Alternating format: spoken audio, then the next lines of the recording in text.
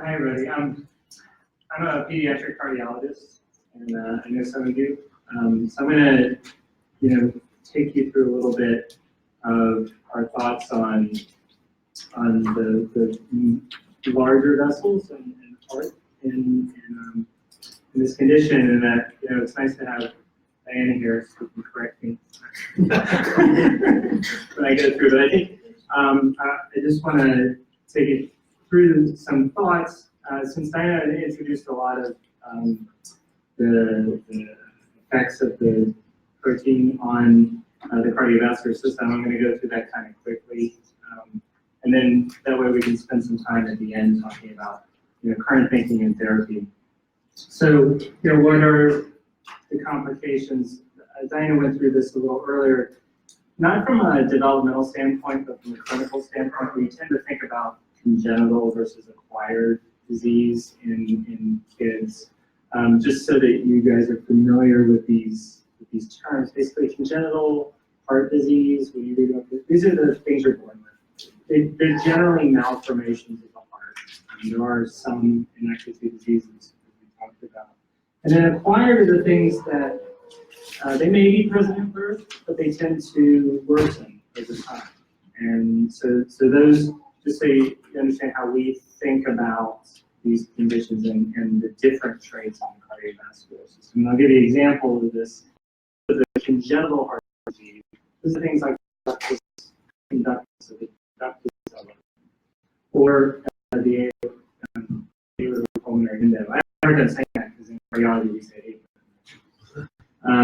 But it's a connection like the PA between the two. In fact, these diagrams that we show aren't actually right for this disease. So conductance in this disease is generally in the right place. This is what you'll find online if you read about an AP window. But really, the AP window in these kids is much more complex and sometimes incorporated into the neck. And I can't stress enough, early closure. I mean, an AP window should be closed at birth, unless it's very small. So I think that shouldn't, adjust from standard management of these conditions. We tend not to, if you let these things go in kids regardless of diagnosis. A pure duct, on the other hand, sometimes is watched if it can close enough on its own.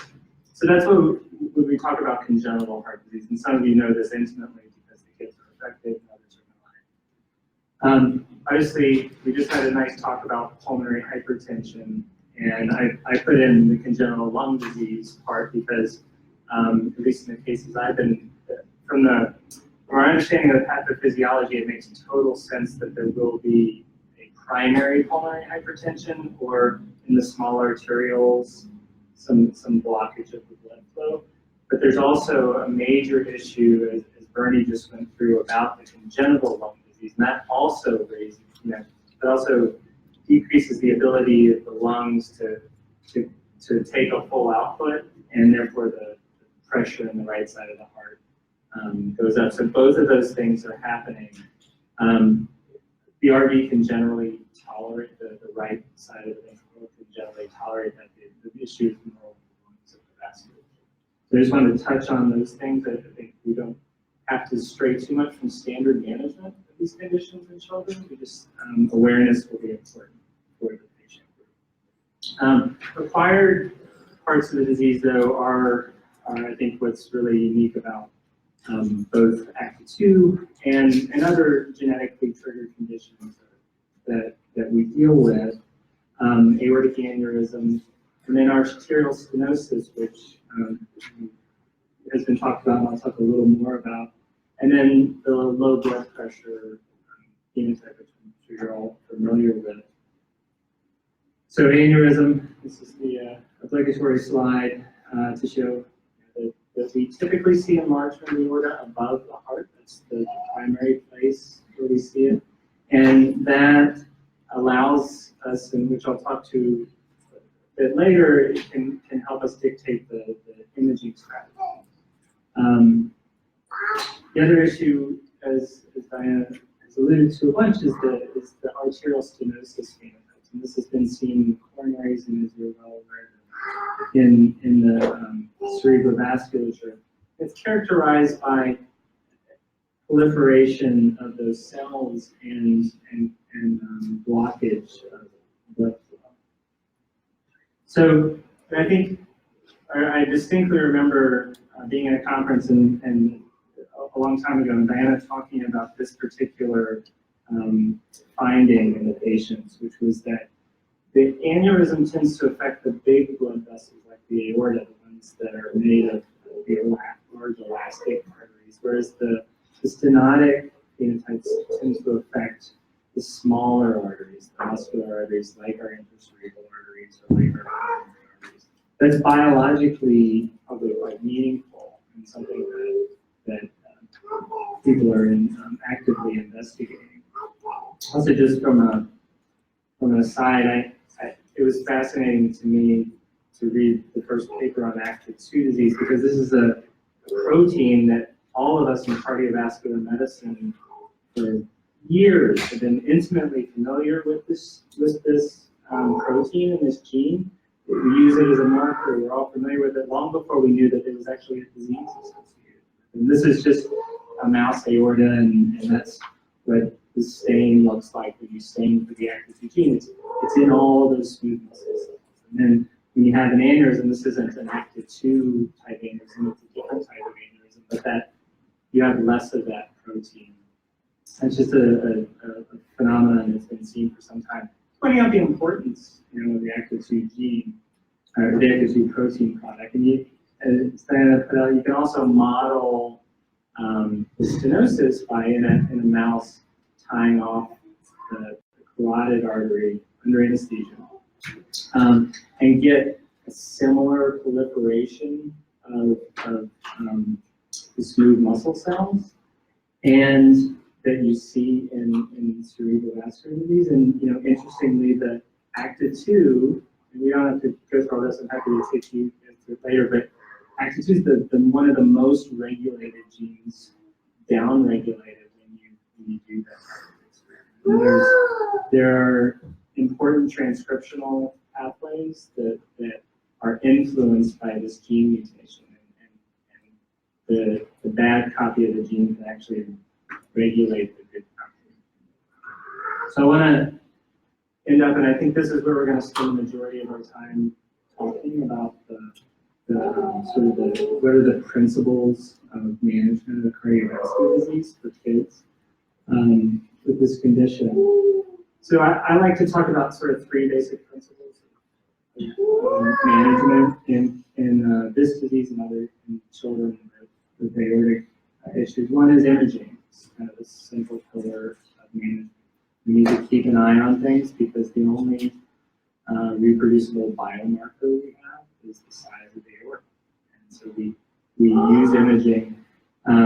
Fortunately, as I mentioned, the first part of the heart is the part that's most typically enlarged, and we can see that quite well with an echocardiogram or an ultrasound of the heart. So we can keep an eye on it, and we can measure those distances and basically the literal size, and then track that over time.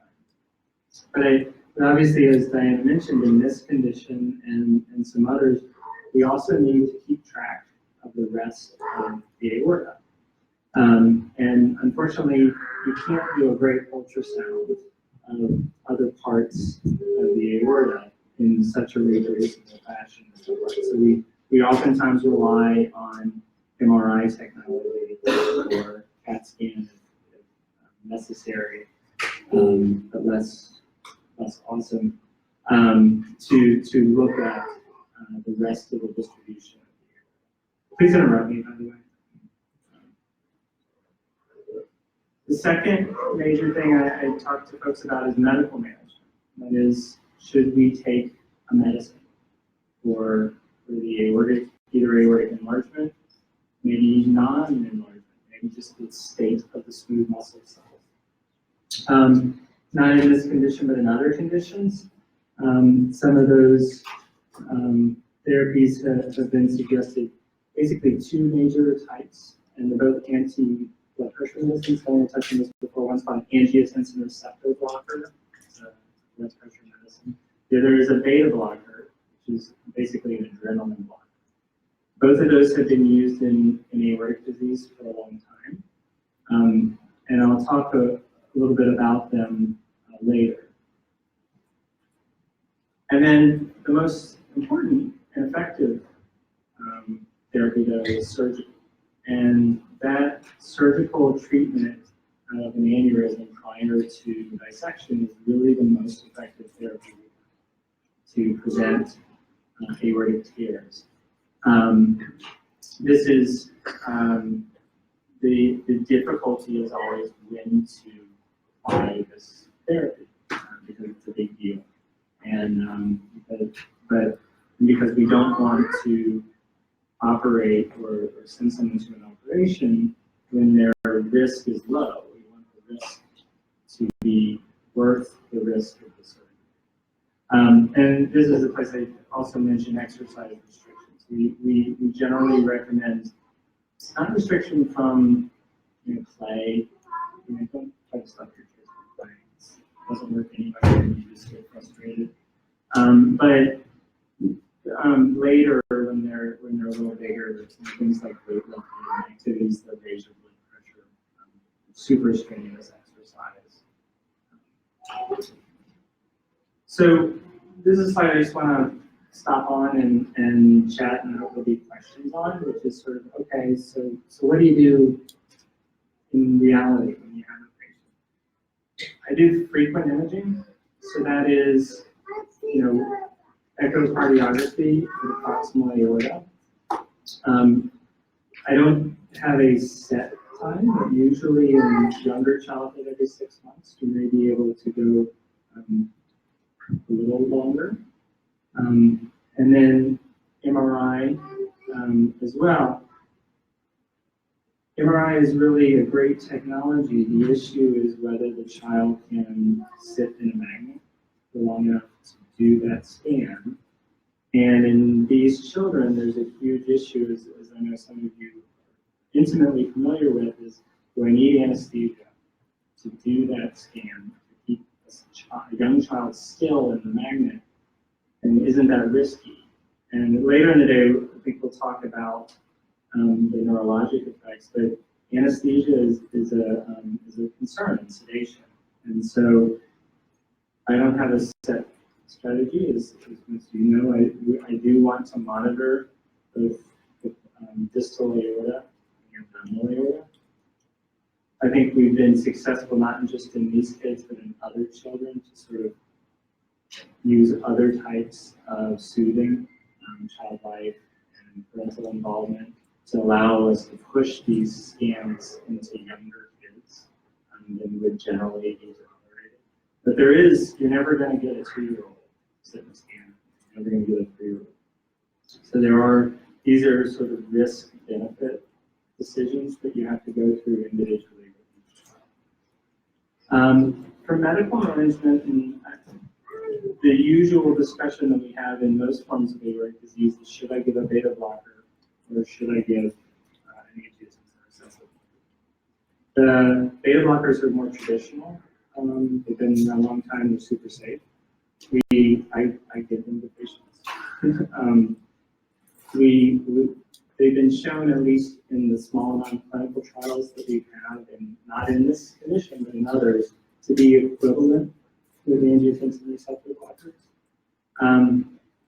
To me, though, in this particular condition, since they are equivalent, and some nice data from Diana's lab has shown an intimate involvement of angiotensin signaling and actually upregulation of one of the components of the signaling apparatus that this drug specifically targets. I actually tend to favor this drug in this condition. We don't have clinical data. We don't have observations. Just have a little bit of anecdotal stuff, which is with the beta blockers, which is the other alternative that some kids may be offered, you start running into trouble with brain because the heart rate cannot change to compensate for what the vessels cannot do. So the beta blockers have an effect on the heart rate. So when they are moving around and exercising, I see these kids struggling more than the kids that we have seen in those arms, which tend not to have so much symptoms when they change position. So there is maybe a reason in this particular disease also for not going for beta blockers. Thank you for mentioning that. As a great person. That's my other concern with beta blockers is angiotensin receptor blockers don't change your heart rate, whereas beta blockers, as part of their effect, they slow your heart rate. And they trend to drop the blood pressure more than losartan. Yeah, absolutely. So are you recommending losartan or different? Yeah, so losartan is a safe drug, safe in kids. We can titrate it up. We have a lot of experience with it. I think there are now people who are using other types of sartans that are higher, higher potency. So we were successful in the ACTA2 knockout mouse to show that losartan blocks the aortic growth in the mouse. And so we know it blocks the aneurysm formation, predisposes to the dissection. With the beta blockers, we've got a lot of data in animal models and some data in humans that it blocks dissection. Because it's just blocking, part of the dissection is how much force you put on the artery. We don't have that data for losartan. We have great data that it blocks aneurysm growth, but we don't have any data, and correct me if I'm wrong, Mark, that it actually blocks dissection. I'm putting that out because I still go back and forth and as to which drug would be better and what would I do sort of thing, and it's a tough question. Yeah, I completely agree. And It's a tough question. I like to make the point not everybody in this field agrees with me, is that I think mice are a really good model of aneurysm and a less good model of dissection. So I totally agree with that point, but I sort of agree where you have to, and in patients with other genetically triggered aortic disease, I'm much more likely. This is a good situation to do what's called a pragmatic clinical trial, that you actually, deal with patients in real life that, maybe they need to be on losartan because they can't tolerate beta blockers, and then let that judgment decide which way a child's treated, but then get the data and say, okay, over 3-4 years, what happens? Very easy to do that. What is the impact on blood pressure with the beta blockers? So it affects the heart. The heart doesn't beat as strongly and as many times with the beta blocker, and that's the way it decreases the force on the arteries. Is that dangerous for these kids because they already have like baseline lower blood pressures, or? Yes, so they're going to be a little bit like Patty just said, they're going to be a little bit less tolerant than the losartan. Yeah, I would say most kids with genetically triggered vascular disease tolerate both of these drugs just great, but kids with ACTA2, that's not the case. So, we've had trouble getting to full dose or a dose that we would want because of side effects like dizziness, and it's probably because the low resting blood pressure. So it's not dangerous. I mean, you're not going to do a bunch of medicine and nobody's going to die from that because you give them. But if you give them symptoms that are not tolerable, so it's sort of a, and I often do this in this diagnosis and another where I start very low and I go up over time with the medicine to try, with the sort of hope that the body can slowly acclimate while accepting a larger dose. And what is like the target blood pressure for a child with this condition? So I don't target blood pressure, so I target symptoms. Okay. So your blood pressure from a number doesn't really matter. If the kid's running around and able to walk and talk and not be dizzy and play, the number doesn't, personally to me, all that important.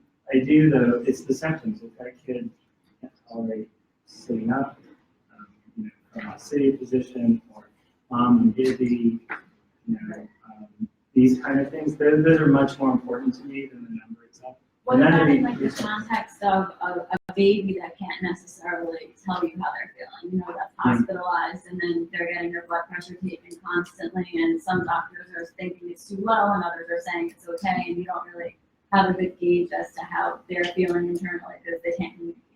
Yeah, that's a super important point. And I in general try not to start this in babies. Because, I mean, we're already on the edge of evidence for clinical effectiveness, using these drugs even in young children.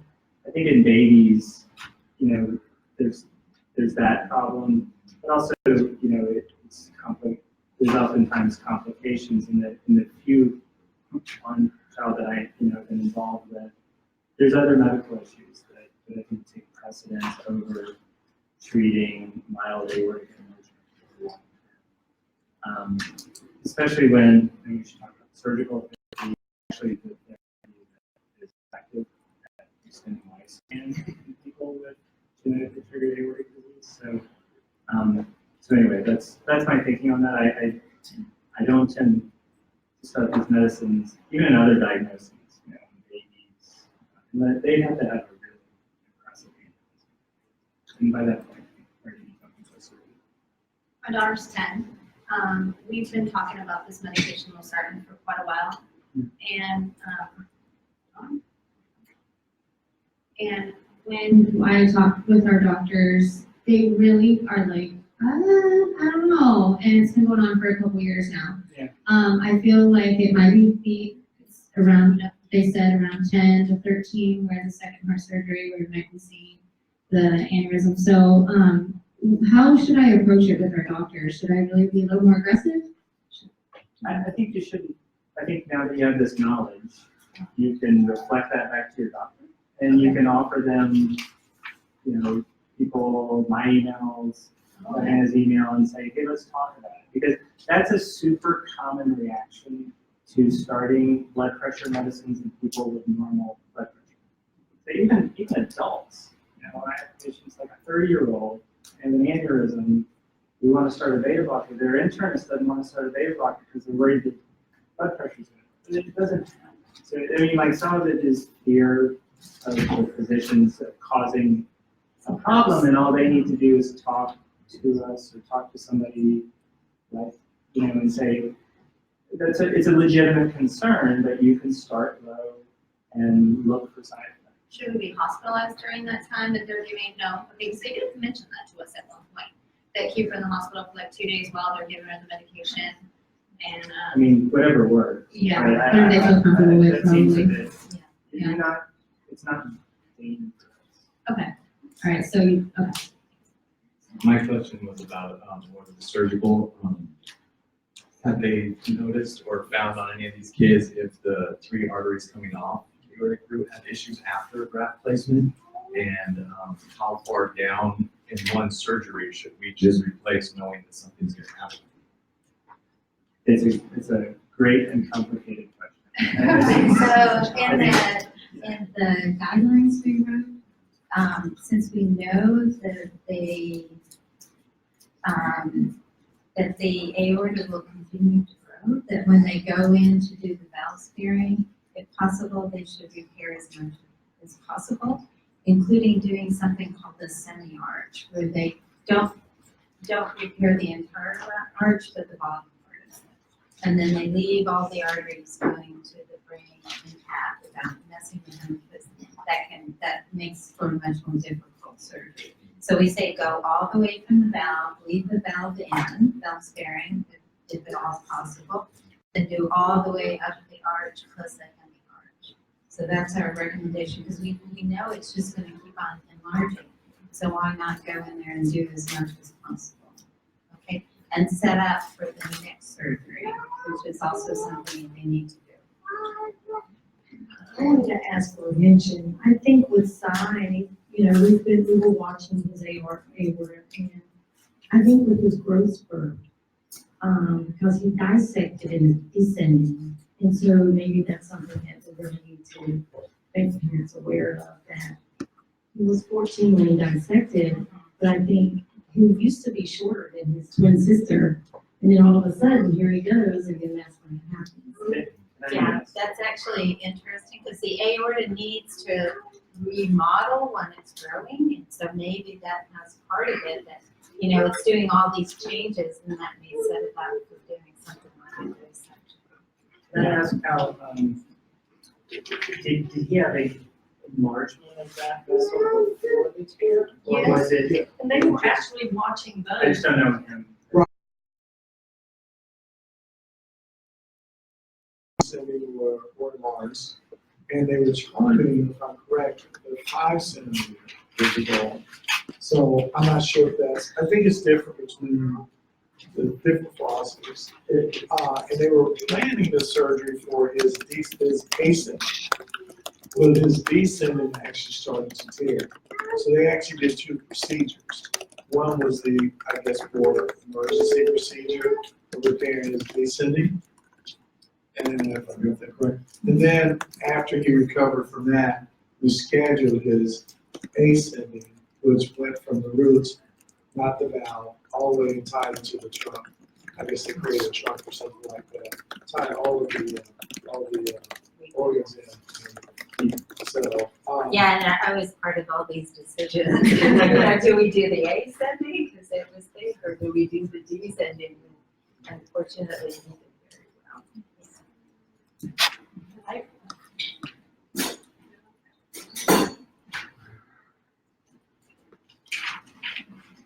So, Oh, okay. So it was It's a an intra-op complication. In that regard, you gotta do what you gotta do to Yeah. stop the bleeding, and that's what they try. So, and what happened after, you're saying like what happened? Like right now, they have mentioned Rosatin or another kind of beta blocker or whatever. So, which one, if any, is better? Is there a better? Do we even discuss giving medication? Is there a benefit to the medication? So I think what Diana and Mark are saying is, the beta blocker, we have a ton of experience in other diseases that we are around. I would have to say, in these kids or in any of these patients, you have to look with the brain line, Right. because the caliber and the type of vasculature that we see in the brain will make us like lean more towards one or the other.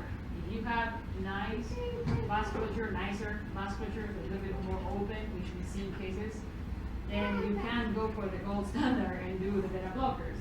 But if you're really compromised, we know that it will be very complicated to tolerate beta blocker with chest pain or chest moving or chest laughing. So those kind of things make us like kind of depending on what the composition of the whole disease. And that's why I think a good take one of this is, or take home message is, case by case, always with the multidisciplinary team conversing about this.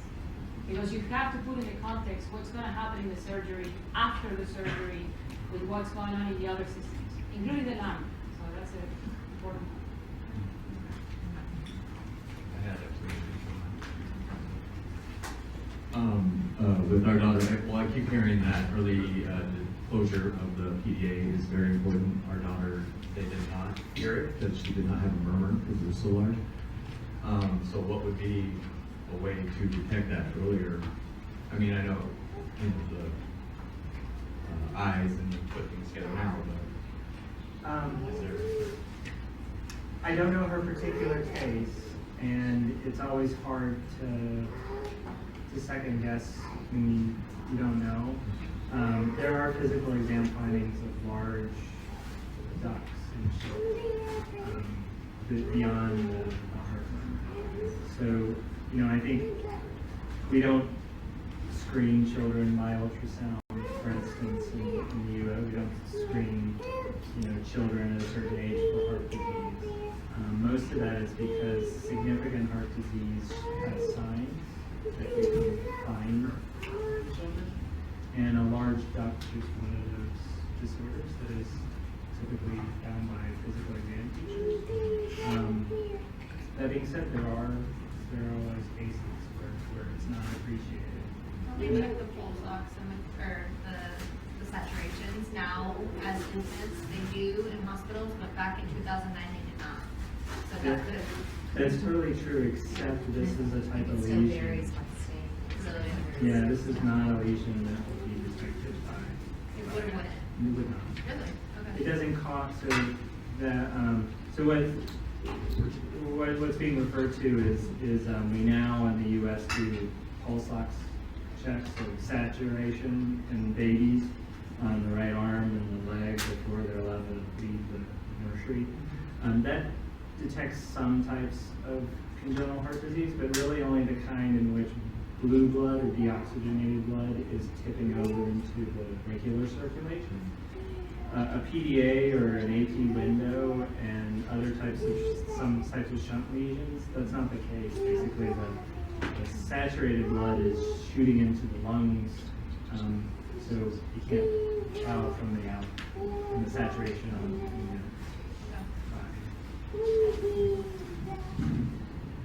So when my daughter was born, they checked her oxygen in the hospital and it was 100%. And then 10 days later, she went to her pediatrician, she was retracting, we were sent to the hospital and she had saturations of 80%. Yeah. As a result of the PDA. Yeah. So is that just a factor of the PDA getting larger or her lungs not being able to handle it? So that phenomenon is heart failure causing fluid in the lungs and then a lack of good oxygenation because you can't get oxygen from your lungs into your blood. So the reason she was fully saturated at birth, even though the lesion was there, everything goes fine, but the heart has to pump harder and harder and harder, and eventually there's a limit to that. Fluid builds up in the lungs and you may have a drop of saturation. So some kids come in like that with desaturation. Some kids probably never have desaturation from the same lesion. It's not predictable just from the whole heart. So, One more question, and we're gonna break for lunch after that. this is probably a question for all three of you. Is that as you look to,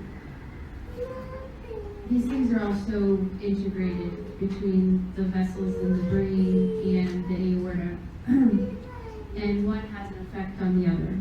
So the complications of these surgeries are, they're serious on a good day. But then you bring in the complications of the brain connected to the aorta and pulmonary and everything else. Is there any insight to share with us about taking into consideration the risk for stroke with doing the aortic repair, and considering should the moya surgery be done first? Is there a chicken and an egg scenario? And it would be helpful to hear your point of view on that. So I'm going to just say one thing before you talk to Moya. It's an extremely difficult decision. As you're aware, I do worry about cardiopulmonary bypass on the cerebral circulation in these kids. That being said, people have had repairs and they've been uncomplicated, so I don't want to tip the needle towards not doing a good therapy, but I think there's going to be a unique risk in this condition that we don't see in other genetically triggered disorders.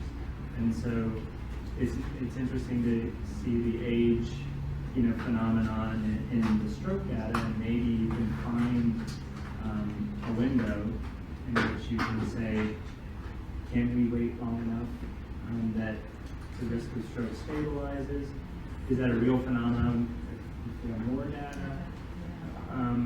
But I think those windows kind of overlap, right? Because No, they're actually pretty distinct, that it's under 10 with the cerebrovascular, and then it flattens out in terms of stroke events, and then that's right when there's an uptick of dissections and a need for aneurysm repair.